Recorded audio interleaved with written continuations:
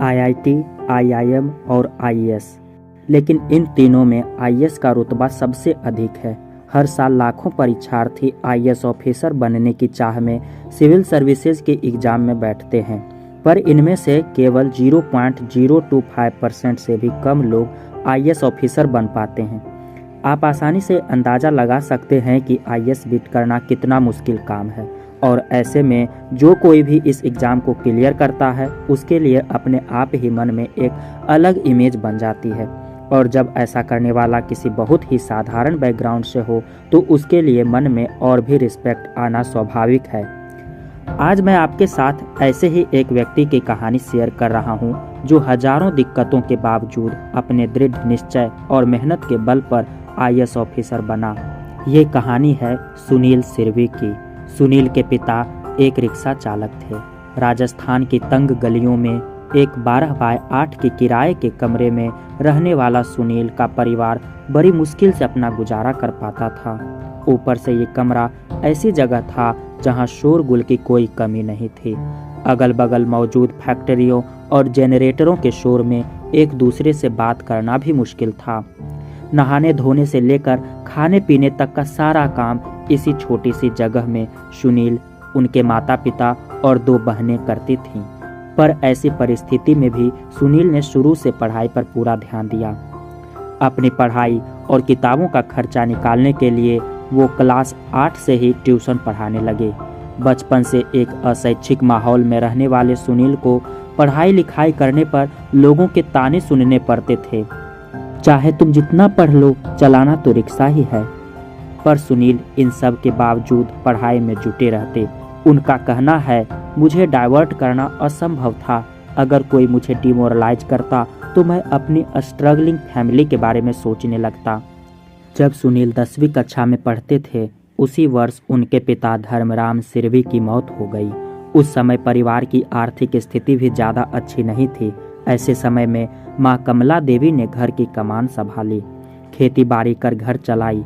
सुनील ने 12वीं तक की पढ़ाई जयतारण के सरकारी स्कूल में पूरी की। उसके बाद बीए करने ब्यावर चले गए। सुनील स्नातक करने के बाद खेती बाड़ी कर घर चलाने में माँ की मदद करने का मन बना लिया था, लेकिन माँ ने प्रोत्साहित किया और कहा कि अपने लक्ष्य पर ध्यान दो, घर मैं संभाल लूंगी। माँ के हौसला बढ़ाने पर वर्ष 2017 में सुनील दिल्ली यूपीएससी की कोचिंग के लिए चला गया। साल भर रहकर कोचिंग की, उसके बाद वापस गांव आ गया। नियमित 5-6 घंटे पढ़ाई करने लगा। मैथ्स पर कमांड होने के बावजूद उन्होंने मैथ्स के लिए फिलॉसफी और हिस्ट्री चूज किया और प्रारंभ से इनका अध्ययन किया। उनका कहना है कि इस दुनिया में कोई भी सब्जेक्ट कठिन नहीं है, बस आपके अंदर उसे क्रैक करने की विल पावर होनी चाहिए। आखिर वर्ष 2020 में 463वीं रैंक लाने पर त्रिपुरा में आईपीएस के रूप में चयन हुआ, लेकिन इससे सुनील संतुष्ट नहीं थे। इसीलिए ज्वाइनिंग करने के बाद अवकाश ले लिया और फिर से दोगुने उत्साह के साथ तैयारी में जुट गया। 24 साल की उम्र में अपने तीसरे ही अटेम्प्ट में वर्ष 2021 के 761 सफल कैंडिडेट्स में 246वां स्थान लाकर उन्होंने अपनी और अपने परिवार की जिंदगी हमेशा हमेशा के लिए बदल दी। सुनील को अंग्रेजी का अधिक ज्ञान नहीं था। इस पर वो कहते हैं कि भाषा कोई परेशानी नहीं है, बस आत्मविश्वास की ज़रूरत है। मेरे हिंदी में पढ़ने और व्यक्त करने की क्षमता ने मुझे अचीवर बनाया। अगर आप अपने विचार व्यक्त करने में कॉन्फिडेंट हैं तो कोई भी आपको सफल होने से नहीं रोक सकता। कोई भी भाषा इन्फीरियर या सुपीरियर नहीं होती।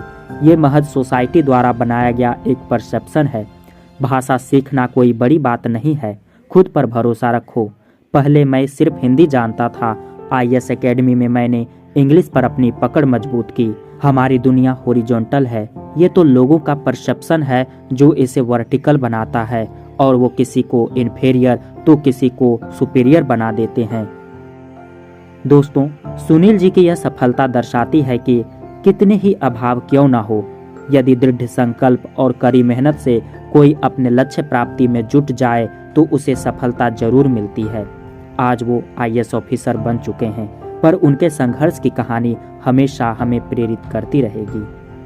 दोस्तों, उम्मीद करता हूँ कि आप लोगों को यह कहानी अच्छी लगी होगी। यदि अच्छी लगी है तो हमें कमेंट करके ज़रूर बताएं, साथ ही अपने दोस्तों को भी शेयर करें।